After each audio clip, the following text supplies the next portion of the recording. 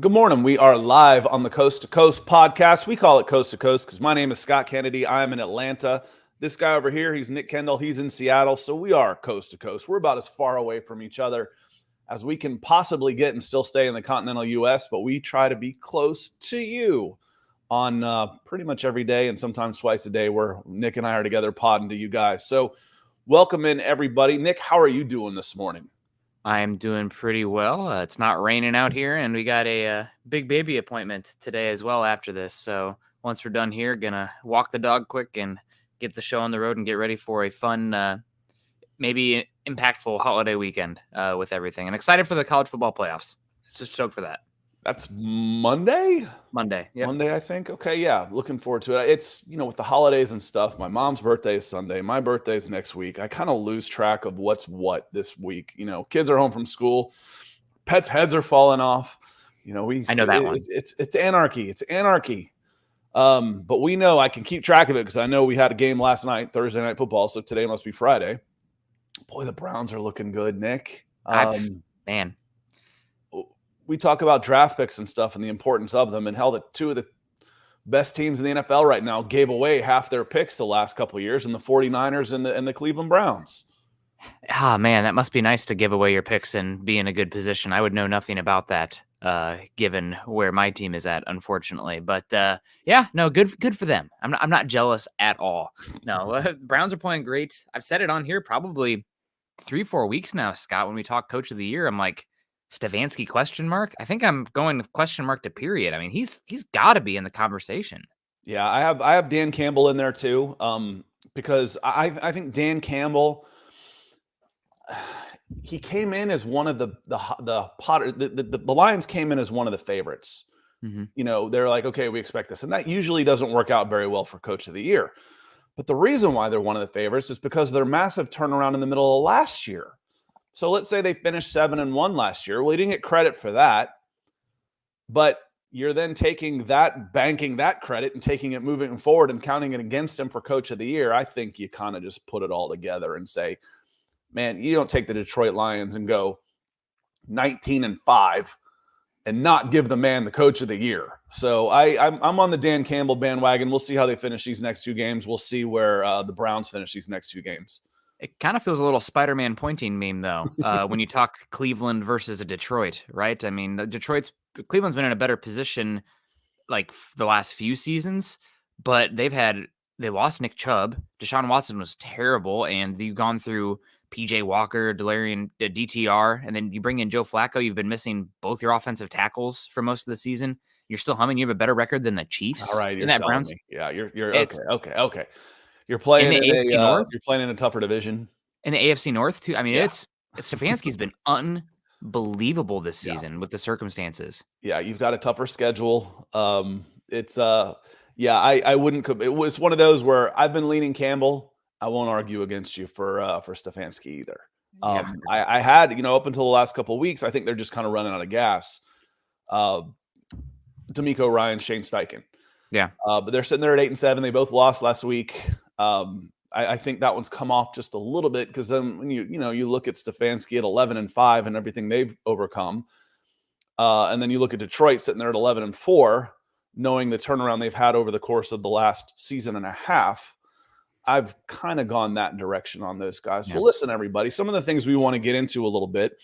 We're going to hit on the biggest news. Now, we talked about it for almost 2 hours yesterday on Scott Kennedy Sports on Facebook and youtube.com/Mile High Huddle. But Russell Wilson, we'll get into that for just a few minutes. And then we're going to pivot off of that into the top of CBS's latest mock draft because it's quarterback centric. So I want to go quarterback, which is a popular topic. And then we'll dive into the big games coming up this weekend, leading off with some Saturday night football with the aforementioned Detroit Lions traveling down to Dallas to take on a semi-desperate Dallas Cowboys team.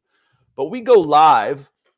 We're live on these channels every day of the week in the mornings. But this NFL show is Fridays at 9:05 Eastern time. And we go live because we love having the interaction with fans of all teams and everybody that comes in. So we want to say hello to some folks before we get started. I'm going to kick it off with Keith Johnson because Keith Johnson kicked us off with a super sticker over there on YouTube. Just a reminder, the most direct way to support the show is through the stars on Facebook and the super chats, super stickers on YouTube. So a big thanks to Keith. And Keith says, good morning, guys. Looking forward to a great new year. Looking forward to spending it with you because this is our last live stream of 2023. It's been a hell of a year, Nick. It has been. It hasn't gone exactly like we'd thought. Don't hold us against our preseason picks when we've been doing this, but we're entering our prime right now, I would say, with the draft around the corner and the evaluation. Scott will be heading down to Mobile, get a bunch of that footage down there. Looks like it's going to be okay quarterbacks down there too, which, God, I hope so for you because it really depends on the quarterbacks down there. And I'm curious also because it's going to be the first year that underclassmen can officially attend as well. So that deadline is coming up 3 weeks from now, I think, 2.5 weeks from now. So we're going to find out a bunch of this stuff, and it's going to ramp up here. Yeah, I'm looking forward to going down, and I'll spend more time. If the quarterbacks can't pitch and catch, I'll spend more time on the linemen. You're going to do that anyway. My linemen get the most views anyway, and it might be a little different, but you don't go to the Senior Bowl necessarily for skill players. Now, you can get some day 3 sleepers in there that step up, but typically the skill players are top 30 picks, and there's not a lot of top 30 picks that are going there to try and increase their stock at the Senior Bowl. And that's not a knock. The director, Jim Nagy, has pretty much said the same thing. At one point, he says, this is a guy we've had our eye on. He's probably played his way out of the Senior Bowl. He understands. And so do we. But we go down there because they'll have 100 guys there and 90 of them will get drafted. It might change a little bit with now that they're allowing underclassmen, because I don't think it's as, in my opinion, Scott, I don't think it's as much the guys are top 30, top 60 picks and out. It's because underclassmen typically aren't that build over 3-4 years to get the body types. It's like, as you like to say, those guys are born, right? So a lot of times those guys are underclassmen and therefore not eligible for the Senior Bowl or any of the Shrine Bowl. That's changing though. So I'm curious to see what the next 5 years, like we say it every single week, college football and that whole process is fascinating because it is very fluid right now. Yeah, it's a level of professional that I wonder the long-term ramifications of having another professional league. When they start going in competition with the NFL for players, and you don't get that unholy alliance that they've had through the years, when they start competing a little more, what's it going to do? Probably, I don't think it'll affect it that much. College baseball is becoming more and more popular too, and they compete with the majors. They always have with Major League Baseball for players and talent. So just some philosophical speaking right there. Good morning, says Keith Brugman, coming in with some stars over on Facebook. Thank you, Keith. He says, I need both of your opinions. Is the benching Russ embarrassing him? And if so, why? I'll let you take a shot at this one first. I mean, he's a competitor and he wants to win and he wants to play. So without a doubt, I would say it's embarrassing. I'm sure there is none of these guys are really totally grounded in reality too. So that's the benching of him embarrassing him. Did the Denver Broncos embarrass Russell Wilson by benching him? Their goal was not to embarrass him, if that's what you're asking. That wasn't the point. Now, being benched is embarrassing for Russell Wilson. Which is different. But it's a business decision at the end of the day. It was such a weird situation because they were I think they expected to probably lose against Kansas City. They probably expected to lose against Buffalo as well with that bye week in between there. And the Broncos all of a sudden went on a unbelievable turnover run that we haven't seen since 1989. And they kept winning football games that were rather improbable. Let's just call it as it is. And while they were still in the playoff picture and things were happening, you can't really just yank the starter there. So now the playoffs are essentially out. You're looking at the future. Russ is not the quarterback you want to run that system with Sean Payton, the football czar of the Broncos. So you're moving on. I know it's ugly. I mean, you can tell by all the lawyer and agent speak coming out of this that this has been in the works for a bit. They had a lot of, templates made and ready for whenever this came down the tracks. So here we are. Is it embarrassing for Russell Wilson? Yes. The point wasn't to embarrass Wilson. I mean, heck, you could even argue from the Broncos' point, and this is a spin for the Broncos for sure. But they approached him. They knew they didn't want to pay him, but they approached him where if you waive that injury guarantee, we don't have to bench you. There'd be no embarrassment. We just kind of part ways at the end of the season. Nope. Do you want to keep that injury guarantee? God bless you, Russell Wilson. I've told you to do the same thing. I'd have done the same thing. We agreed to the contract. Go F yourself. Okay, bet. I don't see either side wrong in this situation. I don't understand what the hand wringing and pearl clutching is in this. This is business. We see this not on such a grand scale with such a high Q rating player, but this happens. I don't understand it all, Scott. Yeah, I don't think of it as the benching is embarrassing Russell Wilson. I think he could be embarrassed for being benched, and that is a reflection of his overall play the last 2 Yeah. years.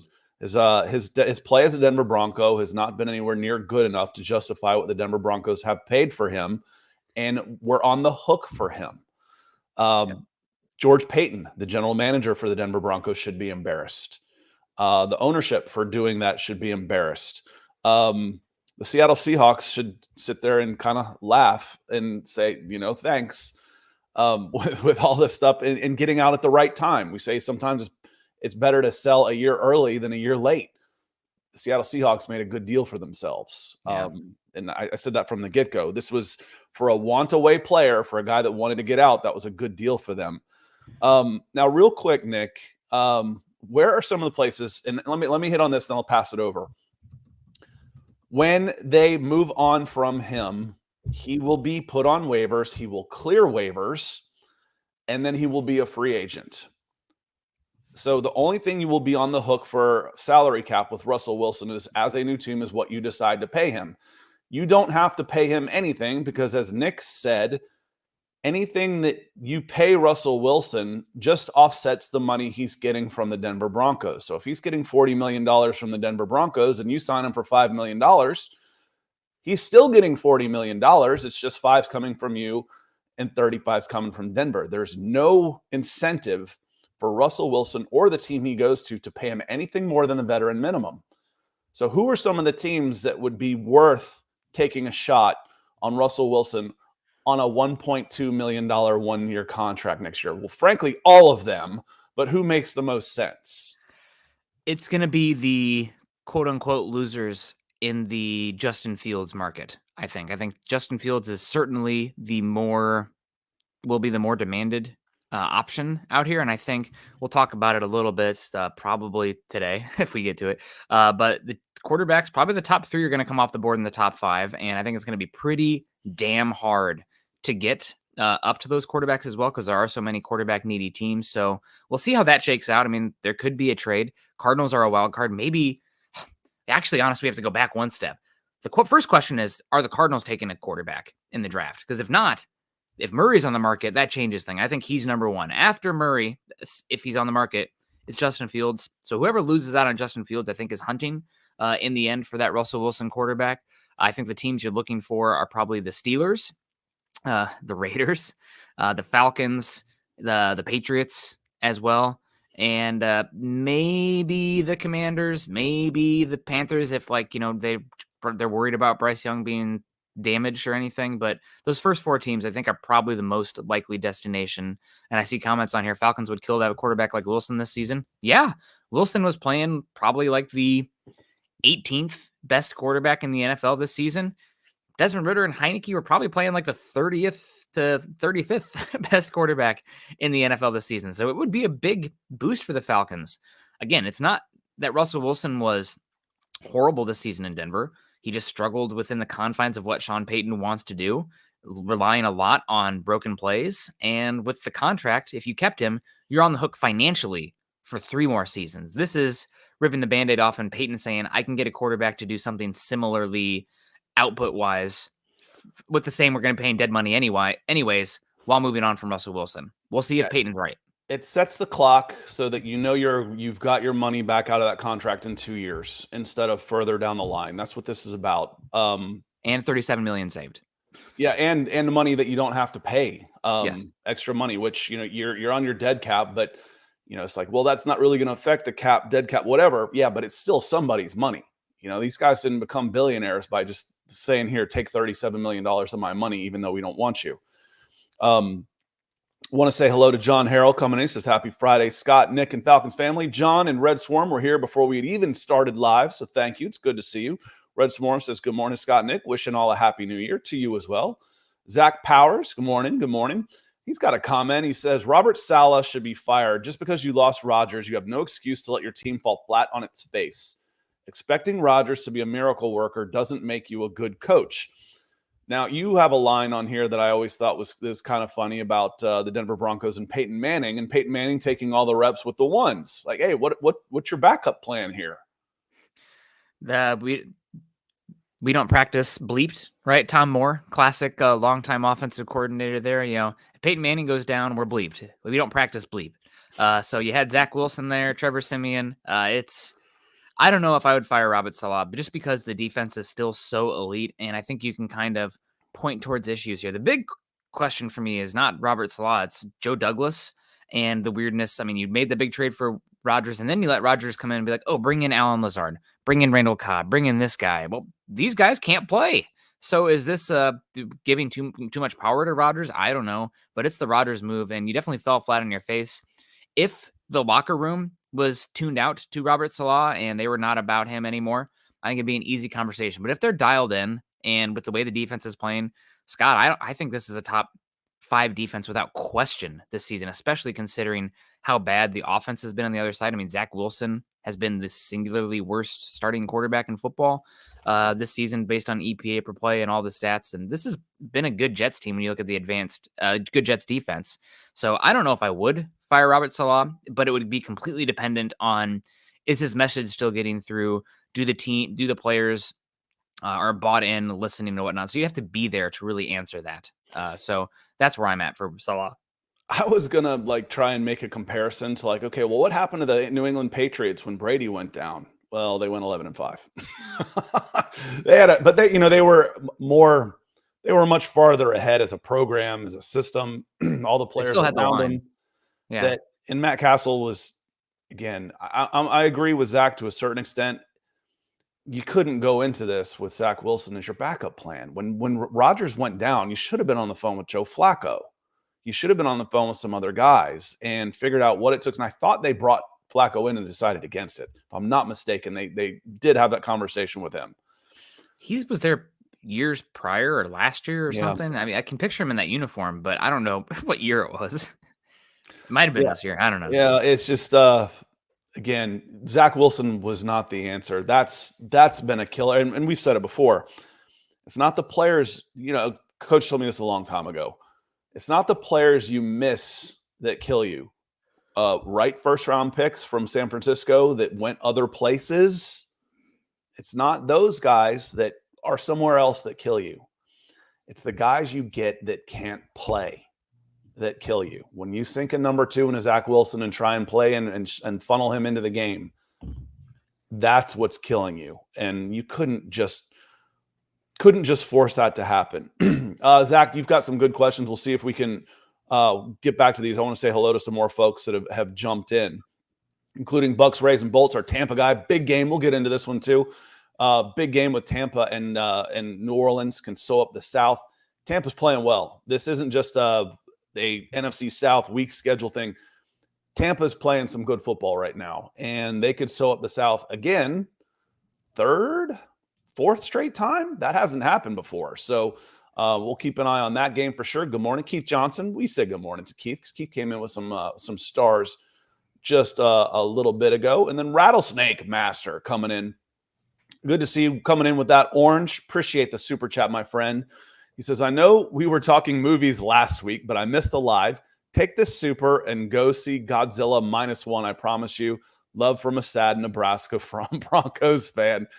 Yeah, I think we finished one of our Broncos for breakfast talking movies a lot last week. I haven't seen Godzilla -1. I've seen all the other ones so far. I've seen King of the Monsters and those other ones. So thank you for the note. Thank you for the super chat and the support you show. And Happy New Year to you. Like I said, this is the last show, the last stream that Nick and I will be on for 2023. It is at 29, so it's not like we're going to be gone long. We'll be back on Monday.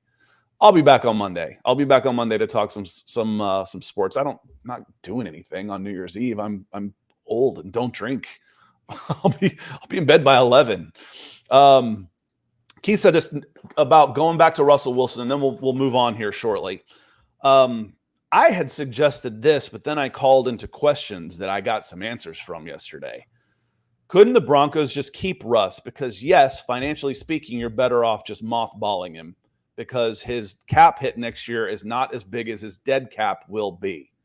However, you would have to pay him that extra money in 2025, $40 million of guaranteed contract that you might not want to pay him. Wouldn't it make more sense just to pressure him to give back some money to go play for the Raiders or whatever? Say, I'm going to bench you. You can sit here. We'll pay you, but we're going to mothball you and your legacy's done. You will be done in this league. I had questions about what the NFL Players Association might say about that, about what the union might say about that. And it came out this week that the NFLPA got involved in this and said, are you really trying to threaten him over this? Good luck. We'll end up owning. We know how rich you are. We're going to be partial owners of the Denver Broncos here if you keep trying that kind of stuff. So all of a sudden that goes away. It's a football decision. It's a football decision. We're just trying to win games. We love Russ. We're even going to keep him active for this game, blah, blah, blah. That's what happened, Keith. The NFLPA got involved, and I thought they might if you tried to strong arm a player like that. Yeah, I mean, that wouldn't have happened.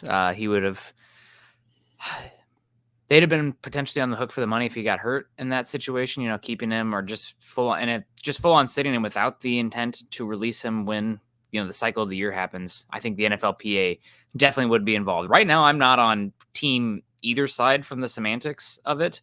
I don't think either side did anything wrong. If Denver had just, you know, threatened to Russ to just hold on to his contract and outright fully keep him and not play him, now we've crossed the line, in my opinion. But everything to date so far, I think, has been kosher. It's been fine, other than the play on the field.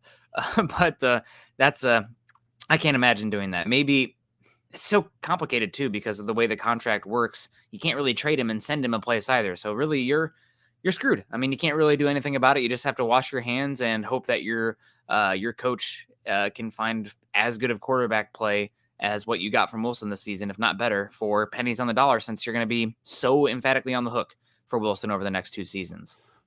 Chase says, good morning, Scott. Nick, good morning, Chase. And Dave says, hey, there's some personalities involved here. There's some potential off-field ramifications with Russ in Atlanta. His wife, for example, in her previous relationship with a local rapper. We've all got exes, dude. And, you know, you're in the public.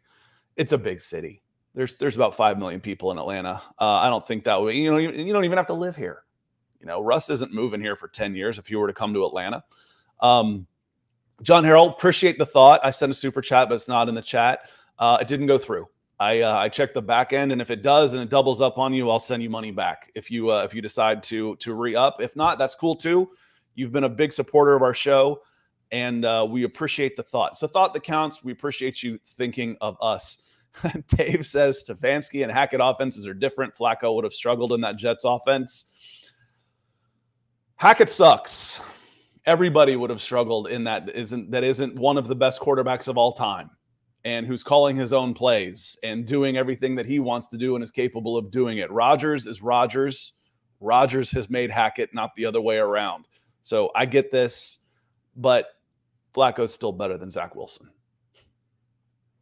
Yeah, I mean, he can run an offense. We're kind of having a weird renaissance of old quarterback play, Scott, and we maybe have to have a much longer philosophical conversation at some point about what that means and why is it happening. But quarterbacks who are pocket-oriented, who can identify rushes pre-snap and get you set up pre-snap and know where to go with the football post-snap, you know, much more of the in-structure guys versus the out-of-structure guys are succeeding at a higher rate. I don't know if there's something schematically. We'll have a chance to talk about that in the offseason, but there's been a weird thing that's happened in the NFL, I think, this season. So we'll see. But yeah, Zach Wilson, terrible. It's so bad. He's not good. And, you know, you start looking at, 50-year options and where he was drafted. I was like, okay, he will be high, but it has absolutely nothing to do with where he was drafted. It has to do with the fact that he's a quarterback. And his 5th-year option as a basic, because he hasn't earned the playing time bump, is $19.1 million. The Trey Lance's 5th-year option, $19.1 million. Kyle Pitts, the next pick, his basic 5th-year option is 7.0 because he's a tight end. That's nonsense, man. That's nonsense. Mac Jones, 5th-year option is triple what Kyle Pitts is. I'm going to be on this one for a while, Nick. You're going to get sick of me talking about it until I see the NFLPA do something about that. Moving on to quarterbacks, because I want to take the Russell Wilson talk and I want to jump it to CBS's mock draft, because Nick and I talked about this a lot, because the more I started looking at it, the way I've got that in the, let me put this in the all chat. If we're going to talk about it, I want to make sure we give some credit to CBS here. The more you looked at it, like, there's no way you're getting into the top 3, top 4 to take a quarterback this year. There's just no way. It will be so expensive. The teams that are up there this year need or are willing to move on. Your best chance would be with the Bears or the Cardinals. And my God, it would cost you a fortune to get those picks, for them to say, okay, we're good with Fields, we don't want the number 1 overall pick, or to say we're good paying Kyler Murray and being stuck with his contract, because they're going to have a dead cap hit. But it's a lot easier to absorb a dead cap hit when you've got a top 2 quarterback that's considered one of the best prospects to come out in a long time. And then you got the Commanders sitting at their number 3. What do they need? They need a quarterback. So what's the name of the gentleman that did this for CBS? Chris Trapasso. He's got 2 trades, which is the Raiders send a 3rd-round pick and a conditional 3rd rounder that can become a 2nd in 2025 to the Bears for Justin Fields. And the Bears take Caleb Williams. This one's a little more interesting to me because it would put Kirk Cousins in the market, but the Vikings trade for Kyler Murray, and they send their 46 and a 159 5th-round pick and a 4th-round pick, and that is conditional also for Kyler Murray. So no first-rounders involved.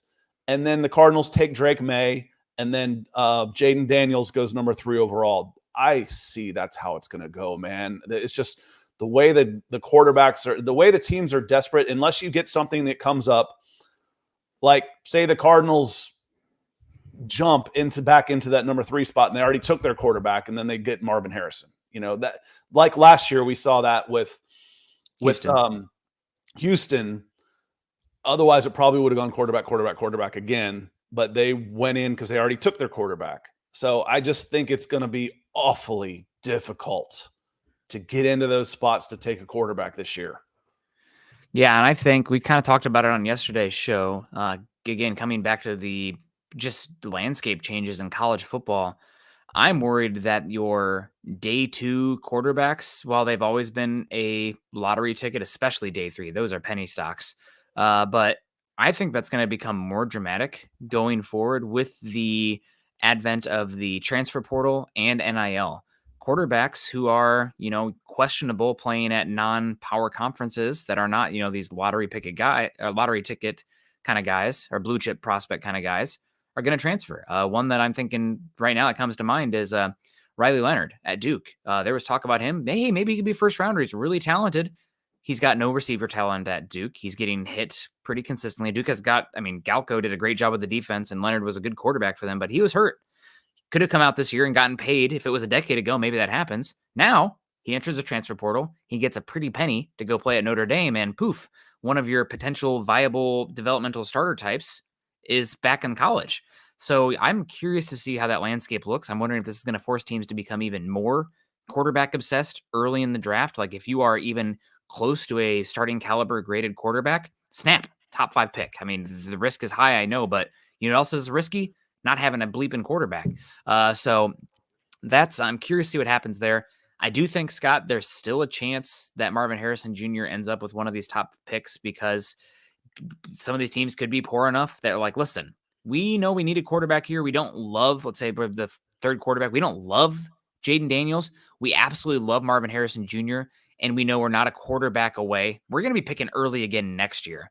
So we're going to take the blue chip guy that we think is a surefire Hall of Famer as much as you can be as a prospect and reset. I kind of come back around to the Browns when they did that. Now, should they have taken the quarterback in hindsight? Maybe. Trubisky went too. That wouldn't have been the move. But they take Myles Garrett, and then they're picking number 1 again the next season. So you have to kind of know where you're at. Also, if you have a chance at a guy like that. So I do think Marvin Harrison Jr., there's a chance. I don't think it's a guarantee 1, 2, 3 with the top guys. No. But that's because of how good Marvin like is. Jaden Daniels a lot more than I like some of the Baker Mayfield draft. For what what you see for the prospects coming in. So we'll see about that. But my point is it's going to be awfully hard to get into the top 3 to get a quarterback. So As far as the day 2 guys coming in, I think it will eventually balance out because eventually they're going to run out of eligibility. Right now, it's going to thin out the available quarterbacks probably for the next 2 years because they can transfer, stick around, and make more money as a collegian than they can going to being a day 3 pick in the NFL. But eventually they'll run out of eligibility and they'll get there. And they might be better for it. You might be able to get more experienced, better quarterback play because these guys are more seasoned and they've been playing for 4 years. They've been starting for 4 years. We might see that happen. John Harrell says, is Zach Wilson really the batters at the Jets offense? Unfortunately, John, Zach Wilson is that bad.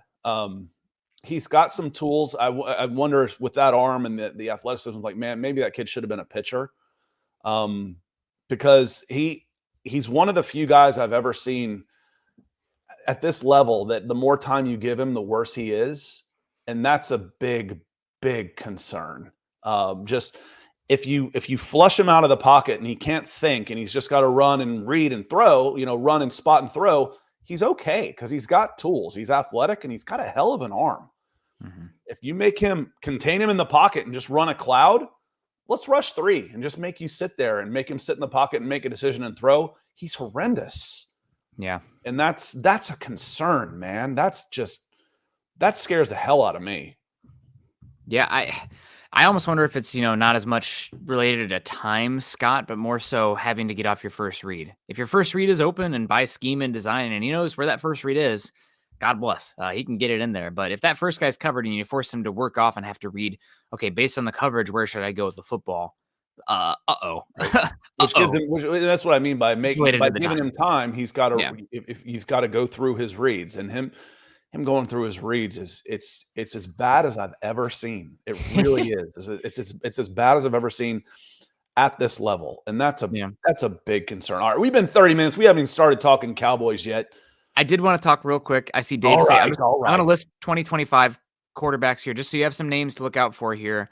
We don't know everybody's going to be in and out yet, so keep an eye on J.J. McCarthy at Michigan and Quinn Ewers at Texas. If they come out, that changes the landscape this year. Maybe you have some late first round, other day 2 guys that are worthwhile picks that aren't, 25 years old. But next season, based on guys who are likely back, Shedeur Sanders at Colorado is an option. Drew Aller, really erratic, was not great this year, but man, he's huge and he has a big arm. So we'll see what happens with him at Penn State. Carson Beck returned to Georgia. He looked kind of Jared Goff-esque, not a great athlete, but a pocket guy who can get the ball in the right spot. Carson Beck's got a future in the NFL. Jalen Milroe at Alabama is much more of a scrambler athlete right now, but you can do some stuff offensively when your quarterback is that athletic. And believe me, he's an unbelievable athlete at the quarterback position. I also really like Riley Leonard. We'll see what he does next year at Notre Dame. We mentioned him earlier. And the final one I wanted to throw out here, kind of a forgotten man, but was a really high recruit. Looked pretty good this season and then got hurt, but he'll be back next year. Connor Wakeman at Texas A&M. He's got some stuff to him too. So I've been impressed when I've watched him. So there's 7-8 guys to keep an eye on. What's going on with CJ up at Oregon, Washington State? Who the former Clemson guy? DJ, yeah. I didn't want to all I can think of. I've got him in my head as ukulele, and I didn't want to make him sound. I didn't want to sound that bad. Okay, yeah. DJU. He is going to Florida State. He's big and he's got a good arm. He's just kind of lumbering to an extent, and he looked pretty good in that more grounded acquisition offense up there at Oregon State. Sounds like he might be an option for Florida State this season. We'll see what happens for him. The arm talent's there, Scott, and we see if arms, the more reps you get, sometimes it clicks for those guys that have that arm talent if they're playing smart football in different systems. So he's a dark horse. I wouldn't include him in the top 6, 7 right now, based on what we've seen, but definitely has recruiting pedigree and arm talent. So we'll see. Gary Palmer says, Happy New Year, Nick and Scott. Thanks for being there. Thanks for you being here and helping us do the things that we get to do. We couldn't do it without guys like you, Gary. This is coming up on 3 years. Nick and I have been doing these shows together, and hopefully they're getting better and better. I feel like I'm getting better at this, and Nick's been good at it. And it's with support from guys like you and the financial support, the encouraging, the being here, the comments, all of it that help us do more of this. Now, Dallas Cowboys, Detroit Lions. Dallas is coming home. They're in pretty big need of a win right now. What do you think coming into this game with San Francisco losing to the Ravens? The number one seed's up for grabs again. So there are some, I'm not going to say there's nothing to play for the Detroit Lions, because there is, but I think Dallas coming home after losing 2 road games, the narrative that they can't win on the road, and they might have to, especially in the first round of the playoffs, I think they need this one, Nick. Yeah, they definitely need this one. Should be a fun game. Detroit's defense is still extremely questionable, despite what the Broncos made them look like in that game. And they're especially vulnerable in the quick pass game in the middle of the field when you are working on their safeties and linebackers, which, hello, Dak Prescott, probably the best quick game quarterback in the entire NFL. The one thing that concerns me here for Dallas is that their defense has really started to regress as of late. They've gone from a top 5 defense to very average over the last, I don't know, 3-4 weeks. They do not do a lot trying to disguise coverages and play at a lot of different stuff where they confuse the quarterbacks from pre-snap read to post-snap. They don't have a lot of post-snap movement. They're pretty just static on the back end. So I'd be worried about that for Dallas as well. But I think Dallas's defense versus the Detroit offense is not as much of a mismatch as Dallas's quick game pass game versus Detroit. So I'll go with Dallas. Like you said, they're a little bit more desperate. They need it more. That matters. But a great game. I'm excited to see what happens. Yeah, and I think part of the defensive concerns you have with the Dallas Cowboys the last two weeks was partially the opponent. And they did a pretty good job against Miami. You hold Miami to 22 points and lose on a last-second field goal, you feel like the defense, for the most part, did their jobs. Giving up 31 to the Bills, that was a bad matchup, coming off some emotional games on the road. Bills are hot. Giving up 31, that one feels like a little bit more of an anomaly to me. Now we've got one of our Lions friends in here watching the show, SW Lion 16, and we chatted a little bit on my YouTube page where I said, I like Dallas in this one. One, I think they're a little bit more of a complete team. I think they're very similar on offense as far as the weapons and how they can beat you. They can beat you with a multitude of guys, tight end, running backs, wide receivers, quarterbacks playing well, good offensive line. Very similar there. I think the defense on the Dallas Cowboys is a little bit better, and I think Dallas needs it more. For me, it's a hell of a matchup. I'm going to see a lot of silver and blue, which I like. I think you're going to see the Dallas Cowboys take this game. They're 5.5-point favorites. But I like the Cowboys in this one for all the reasons we mentioned. The Detroit Lions, if we were taking like a long sample size, I think their style of play is probably more consistent because it's much more predicated as it runs through the offensive line as the lifeblood of that team. But if it comes down to it, I'm going to take the quarterback at the end of the day. They are kind of similar teams, Scott, but I think it's how they win and what they build through is different because Dallas, everything is about used to be Dallas, everything was about the offensive line. Now everything is Dak. I don't think there's quarterbacks who have as much on their plate mentally in the entire NFL as Dak does. So it's quarterback centric versus offensive line centric. You have higher highs with the quarterback stuff, obviously, but lower lows at the same time too. So I'll lean with Dallas just because they need it more. Dak is still in the MVP conversation too. If they finish strong, he's one of the top 5 candidates still. I'm not ready to crown anybody, honestly. But I'll take Dallas in this one. Hell of a game. I'm excited to see what happens. Give me your top 2 MVP candidates at 38-45 on our stream. I'm going to go with Josh Allen and Lamar Jackson. Who would you give it to right now? I'd probably give it to Lamar Jackson. If the Bills win the AFC East with how good Josh Allen has been this season, even with the turnovers, I'll give it to Josh Allen. But right now I go Lamar Jackson. I go Lamar right now too, and I might go Christian McCaffrey next. He's been so good that it'd be kind of interesting to say go in another direction with the inconsistency of the quarterbacks throughout the course of a 17-game season, that this guy's pretty special. But right now, Lamar's number one for me right now. And it should be a hell of a game. And frankly, Detroit, Dallas, we might see them again. That'd be great. This could be a game that we could see played a couple of times over the course of the next month. But I like the Cowboys in this one, keeping the pressure on the Eagles and the 49ers at the top of the NFC for that number 1 overall spot. It's crazy to me. You could go from a road game, having to play 3 to the number 1 overall pick in these next, not pick, I'm so used to draft, the number 1 overall seed in a bye in the next 8 days. I mean, we're almost done here. We're almost out here. I could be wrong. 16, good to see you again, my friend. He says Dallas has more experience and they need it more. I'm rooting for the Lions, but I expect Dallas to win it. See, when you grow up a fan of a team like the Lions, and I speak from experience, I grew up an Atlanta sports fan, you never expect your team to win, man. I get it. So it's one of those where you go in with kind of low expectations and you're used to being the underdog. And if you pull out a win, it's awesome. If you lose, that's okay. It's okay. You've already taken the division. That's a good start. You got a home game. That place will be crazy. I'm looking forward to seeing Dallas in the playoffs again. Wasn't that the Lions' last playoff game too? They went and played at Dallas that season that they won 10, 11 games. Matt Stafford leading to a Jim Caldwell team to the playoffs. That's what I remember. And I wanted to circle back around. Also, dark horse MVP candidate Scott, our guy, Matt Stafford. I mean, he has to be in the conversation. I don't give a hoot what anyone says. He's unbelievable. I brought you around on Matt Stafford. I've been there. You weren't though, but I mean, I wasn't like MVP. One of the best quarterbacks. Yeah, and I said him and Grady Jarrett. I brought you around on Grady Jarrett a little bit too, and the importance that he is, the difference that he makes on a field, despite playing for a 7 straight losing season team. Grady Jarrett's a man. Yeah. Keith with some good words says, thank you, Nick and Scott, for replacing the nonsensical TV talking heads that used to give my football morning. You rock. Appreciate it. Says Scott Kennedy is greater than Van Pelt and Nick Kendall's better than Nick Wright. I'd like to have their bank accounts, so I'll tell you that one. I would certainly like that. Dave says, from a conspiracy standpoint, are you guys disappointed that McCaffrey has not missed games now that he's playing for winning organizations? I think the guy mailed in some injury games. I'm not disappointed that he has not. There's so many negatives in there. I'm not sure what I'm saying. I'm saying I'm glad he's out there playing. And I've always said, guys, stay healthier when you're playing for something.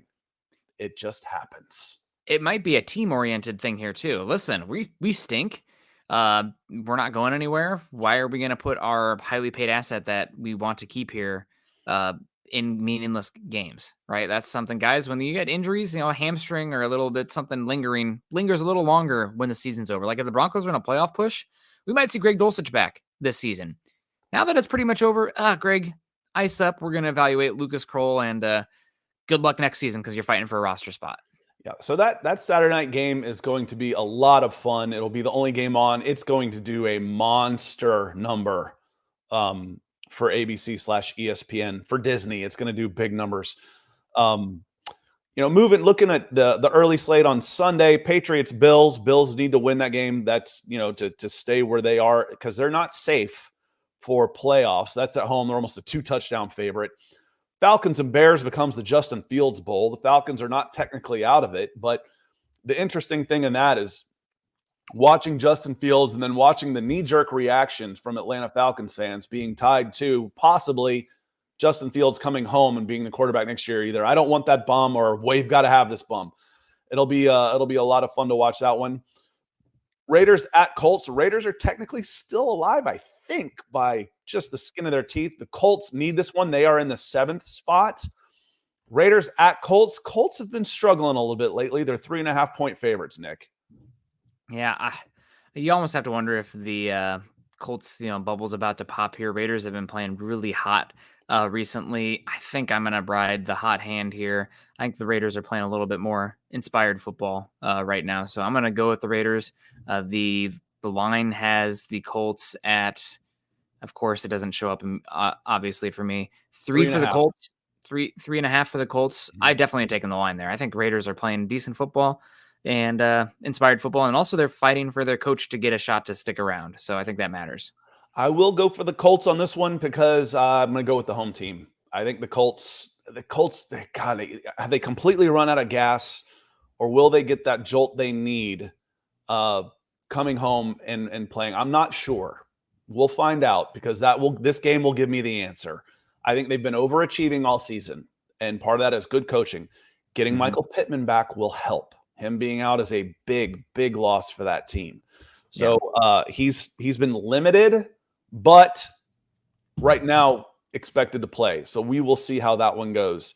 But I like the Colts over the Raiders, but it should be a really good game.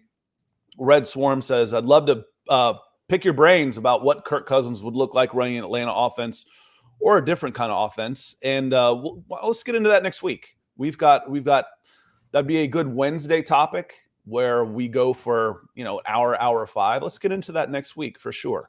He's going to get paid about 2-year, $80 million, I think, even with the Achilles. Think that much at that age coming off the injury? He was playing unbelievable football, and all it takes is one team. So I think the $40 million is not crazy. I think, what is the tag? 35. He's playing like a top 10 quarterback. If he passes a physical, I can give you the Vikings approach him with anything less than 2-year, $80 million. You can even make it 100% guaranteed, maybe make it, 38 per year. But I think he is going to get money, Scott. Teams are wanting quarterbacks, and the old guys are playing well. I think he goes back to the Vikings. That's why that CBS mock draft didn't make a lot of sense for the Vikings trading. I think Kirk Cousins is probably the answer there. And then maybe you draft a guy day 2 somewhere to start stacking that one. But they've already got the cap hit from Kirk Cousins. They're starting Jaron Hall this week. So maybe I've been saying 25 to 30 just to hedge. People saying, do you want, what about Kirk Cousins? I'm like, you can't afford him. Most of these teams won't be able to afford Kirk Cousins. He's going to get more than the Daniel Jones contract. I think he's going to get probably somewhere 35 to 40 per year, 2-3 years. We'll find out. But that's one of the reasons we said that him coming back to Minnesota makes the most sense. Still at 1:00, the Rams are at the Giants. I had the Rams were one of my teams sneaking in, but as I ran through all my predictions for the last couple weeks, they're going to need to beat the 49ers to make the playoffs on the last week. Now, the 49ers, they may have things wrapped up. They may not. I had them losing, which puts Seattle in the playoffs in that spot. So I think I had the Rams knocked out at 9-8, I think, because I had them losing. And I had I think it was the Packers and the Seahawks going in as the other 2 wild cards. They're the 6th seed right now. I don't know if they have to go 2-0 to make the playoffs. If they beat the Giants this week, they sit at 66, and if they win, they're up to 87%. I guess anything could happen. But I think that the Vikings losing a couple games that were unexpected kind of changed the math there on. And also the Packers lost some games they shouldn't have as well. So the Vikings and Packers going down pushed the Rams up. So right now the Seahawks and the Rams are in the playoffs. Yeah, I knocked them out based on my predictions. Okay. So okay. I might run through that again, and we'll talk about it again, or I'll send you on a monologue about something, and I can run through them again because I pretty much know who I picked. It was the best of times. It was the worst. The Rams are definitely in it, and I had them in it for a while. Cardinals and Eagles. The Eagles have a pretty good chance here to kind of help sew up their seeding. 11-4, that shouldn't be much of a game. The Eagles should stomp them. Saints at Buccaneers. This one becomes really interesting. The Buccaneers have been playing some good ball. They've won 4 in a row. Now, some of that is based on schedule, but not all of it. Panthers at Falcons. At Packers was a nice win. The Packers were playing some pretty good football when they went up there and won handily by 14. And then they go over, and then they host the Jacksonville Jaguars and dominated them by 3 scores. So Jacksonville's lost 4 in a row. Now they're hosting the Saints on New Year's Eve with a chance to clinch the South. I think they get it done. Yeah, I think they do too. I think this is not going to be that crazy of a game for them. I think what is the spread right now? I think, was it 12.5? Is that right? I mean, I don't think it's going to be much of a game. Was it that high? Oh, goodness. I mean, is it really that high? It's 2.5, dude. What game did you say? You said Commanders, right? No, Saints and Buccaneers. Saints and Buck. Okay, I swear I just That's what Commanders. I hope I said. Okay, my internet kind of jumbled up there. That's what I meant. Okay. Saints and Buccaneers. Yeah, it's 2.5. I'm like, 12.5? Give me some of that. I was like, why are we talking Saints or not Saints Bucks, but the Commanders 49ers? Jacoby Brissett, I guess that'll be fun. But I'll go with the Bucks on this one. They're playing good football right now. I really like the synergy between Baker Mayfield and the offensive coordinator there for the Buccaneers. I mean, it might be a year early, Scott, but I mean, he might get some. His name's escaping me right now. He might get some head coaching interviews because of what he did with the Seahawks last season with Geno Smith, and now what we're seeing with him and Baker Mayfield, completely revitalizing spare part quarterbacks. Might be a year early, but we'll see. That's some good things going out there with that tandem. And Mike Evans is playing some of the best football of his career. So I'll go with the Bucs. They've been playing pretty good football. I know NFC South, blah-la-di-da, the pathetic division, blah, blah, blah. But Buccaneers are going to be feisty in that first game. I don't know what's going to happen in there, but I would not go into Tampa thinking that's a easy matchup for whoever goes in there. We don't say blah, blah, blah. You'll get to that one if you don't know that one already. That's Transylvania, Hotel Transylvania. Nick, we'll get caught up. I'll have the recommendations for the only things I know cars, I know football, and I know kids movies. That's really about all I know. Dave Canales. Yes, he's been awesome for Tampa. First year offense coordinator, pretty young. He seems to be on Everybody wants the next Sean McVay, though. I know. Everybody wants that rocket trajectory as well. We see Zach Power saying Devin White has had a quiet, great year as well. He was just a healthy scratch last week with Tampa Bay. I don't know. Something weird is going on there with Devin White. But I don't know, man. The early picks at linebacker are not great payoff unless they are the pass rush oriented type. But that's another conversation. We got Dolphins Ravens at 1 o'clock on CBS that most of the country will see. That's the game of the week. The Ravens are playing pretty. It's another one. I feel like the Dolphins, it's a bad matchup for the Dolphins on the road. They've had a tough schedule and their losses have been like this. Yeah. I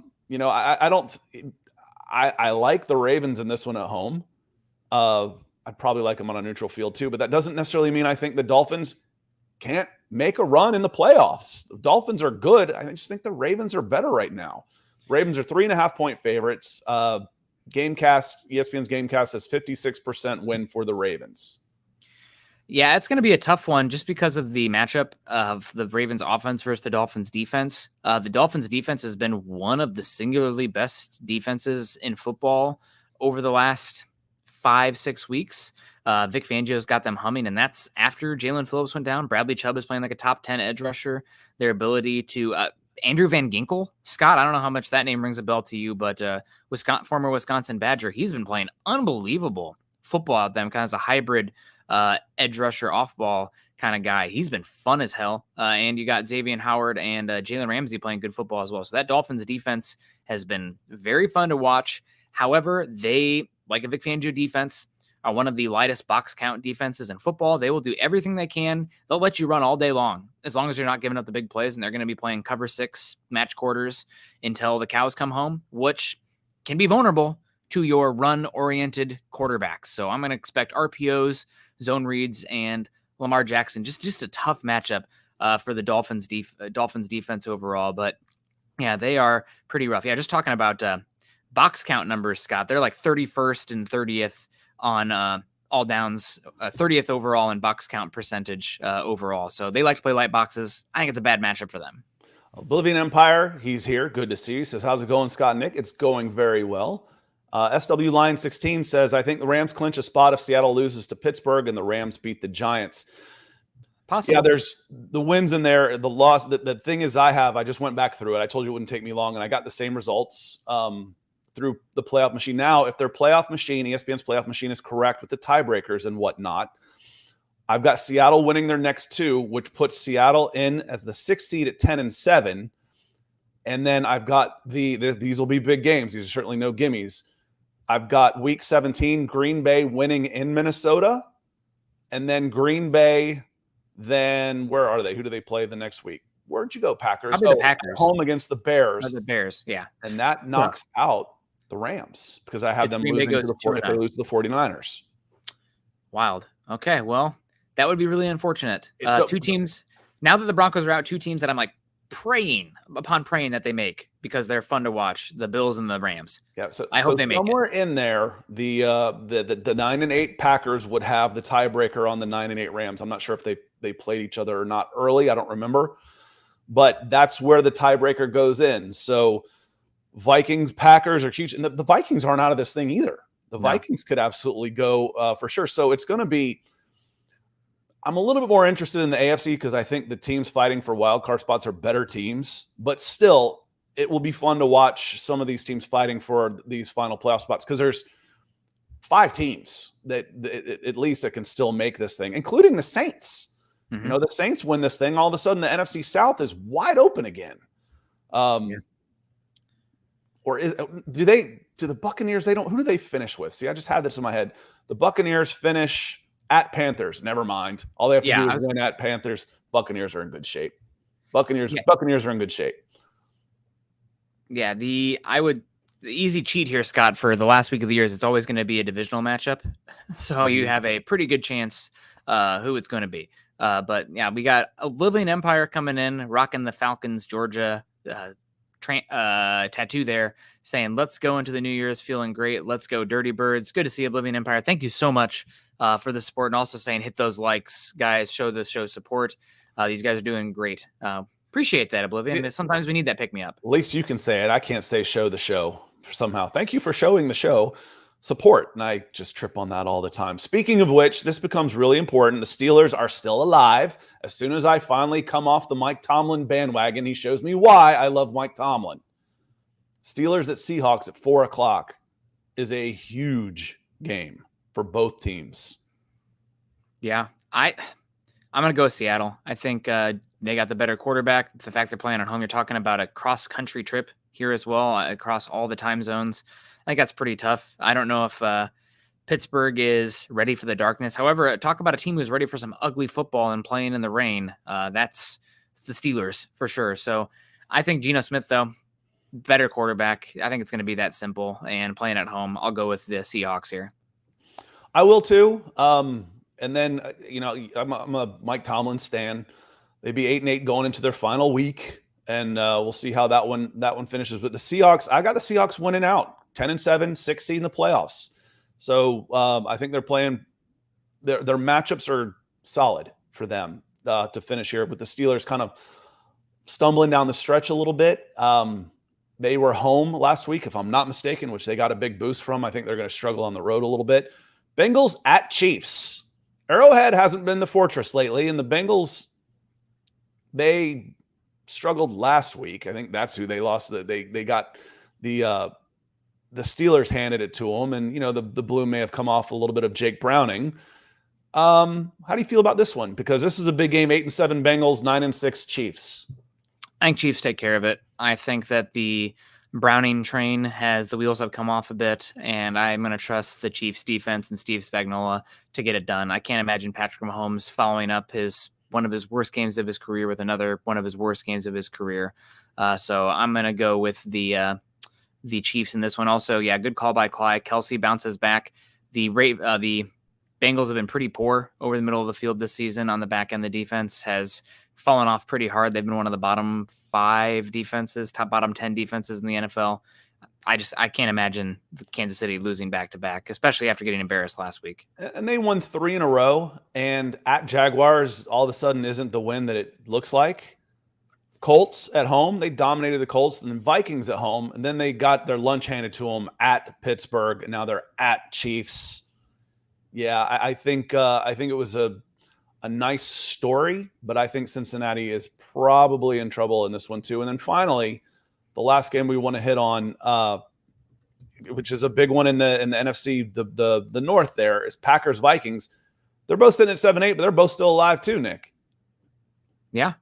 I don't have a pulse on this one. I'm going to be completely honest. I don't know. Do you have any leanings? I do, because normally I will go home on this one if I'm undecided. But I think this one goes back to who's got the better quarterback.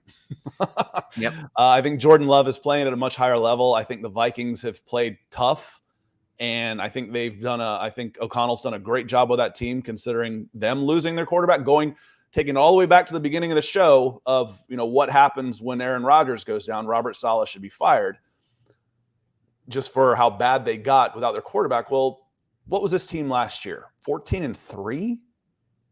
The Minnesota Vikings in a bunch of one-score games. That's the difference their quarterback could make. And it was there. I don't know if they were quite that good. They were really good last year, and you had been calling as a team that would regress anyway because they were like 11-0 in one-score games last year. To lose their quarterback, to fight back and hang around 500 and get a chance to make the playoffs has been a really good job from O'Connell and the Minnesota Vikings. I just think they're out of gas. I think I think Green Bay's playing a little better. I like Jordan Love over. They're playing Mullins out there. No, they benched Mullins. Oh, they went. Did they go back to Jalen? Nope. They're playing the rookie who got hurt against Atlanta. Yes, Jaron Hall. Jaron. Okay, sorry, I thought you were talking about Josh Dobbs. They're back to Jaron Hall, former BYU Cougar, fourth quarterback. They're bouncing back and forth, and he's okay. Yeah, Jaron, fifth round pick. Well, who knows what happens with Jaron Hall? I liked him at BYU. I thought he was, especially for a backup, I thought he could be okay. But yeah, Hawkinson got her. That's a good call. Hawkinson being out. Yeah. Good luck, Hawkinson. Tore his ACL and MCL. Just killed the Vikings this year, and that they're still in it in Week 16 is a hats off to the Minnesota Vikings. They've done a really, really good job band-aiding a team together week in and week out. But man, Scott, the Packers defense is absolutely freaking falling apart, and they just suspended their best cornerback, Jared. Did you see the interview with Jair Alexander, why he got suspended? If you guys haven't checked it out yet, search after this show. Go find out Jair Alexander's interview. He's suspended because he took the field as a captain when he shouldn't have, and it was like bizarre. And he said because he's from Charlotte, and he's like, I wanted to go out there and make the call. The coach didn't know I was from Charlotte. It's whatever. And then they asked him well, what do you want to do? He said, we want to play defense. It's like, don't you mean defer? Because if you would go out there and say we want to play defense, and the other team's like, okay, we'll take the ball on both halves, not defer where the ball comes. When you make a decision, yeah. So he's suspended. The defense is absolutely falling apart under Joe Barry there for the Packers. I think this is a toss up, man. I don't know. I agree favored by 1 at home, so that's a pick 'em. Yeah, not going to disagree with you that taking the better quarterback here is a safer option because Love is playing good ball. But man, the Packers feel like they are ready to bust on defense. Not in a good way. Giants giving up 30 to the Panthers. Yeah, I don't feel good about this one. If we force weighted these as like, okay, what are your confidence picks on this? Yeah. It would be my 1. Yep, I'm with you on that one. And that's how I felt last week against with the Cowboys and Dolphins. It's like, I'll take the Cowboys, but I don't like it. I really don't. And then ended up being a last-second field goal game. I mean, it was definitely a pick 'em. On that note, we're getting pretty close to being out of here and calling it a day, calling it a weekend. We've already had some good football last night. The Browns look great. Stefanski, coach of the year, possibly. We've got a tasty Saturday night matchup between the Lions and Cowboys that will get about 40 million viewers. Then we got football all day with just about every game having playoff implications. Next week, 2024, we'll start getting a little bit more into some mock draft stuff because I'll be 3 weeks out from Senior Bowl and there'll be a lot more teams eliminated. We'll start doing a little bit more of that. Nick, any last words for 2023? I'm going to go with Texas over Washington and Alabama over Michigan, with Alabama winning it all. We'll see what happens, but I've watched college football long enough to know that the teams with far better top 100 recruits and 5-star recruits tend to win in the end. Maybe that'll change in the era of the transfer portal. That's a Southeastern bias. It's a self-fulfilling prophecy when all those guys are getting all those stars anyway. I mean, it's kind of a self-fulfilling prophecy, but then you see those guys end up in the NFL. So there's a secondary selection process. I know you're a little tongue-in-cheek there with that, but I'm going to go with Alabama over Texas rematch. I'm pulling for Washington. If I poked my head out my window right here, I'd be able to see the freaking Husky Stadium here. But I think just too much talent. We'll see what happens. And also great quarterbacks all around. Every single one of these guys is going to be an NFL guy. So should be a great playoff. I cannot wait. If I go Texas to North Carolina and paint that map, 50% of all Division I signees come from that area. Like, well, that's where 50% of the population is. No, it's not. Yeah. No, it's not. It was like 35% of the population is there. So half of all college football players come from Texas to North Carolina. They come, and now that Texas is the SEC, Big 12, Big 10, whatever. Texas A&M was in there. But basically, Deep South in Texas, half of your college football players, half of your draft picks come from that area. Might be even more now that California and the desert states have been on the decline in terms of the college football players and NFL players. Midwest and the Northeast has been a little bit on the upswing, but everything west of the Rockies, a little bit concerning. What helped California was their junior college system was so good. Yeah. But now with transfer portal, I don't have to drop down back into the junior colleges and go play for a year and do all those things. We can get into that. We got lots of time for that. I want to say thank you to our Super Chat and Star supporters. Keith Johnson coming in, breaking the ice. Keith Brugman a couple of times. Rattlesnake Master, thank you. Dave, Gary, Oblivion Empire, the OE coming in, original equipment. So thank you so much for all of your support and helping make this show what it has become and hopefully what it can be. I expect this show to keep growing and growing and growing, especially as we get down into Senior Bowl, as we get down into NFL Draft, and as we push forward. And thank you for people like you. Happy New Year. We have had a hell of a year. Nick and I, we pod every single weekday in the mornings. That's a champ over here getting up at 6 a.m. to put up with me. So thank you so much, everybody. We hope you have a hell of a happy holiday weekend. Please stay safe, and we'll see you on Monday.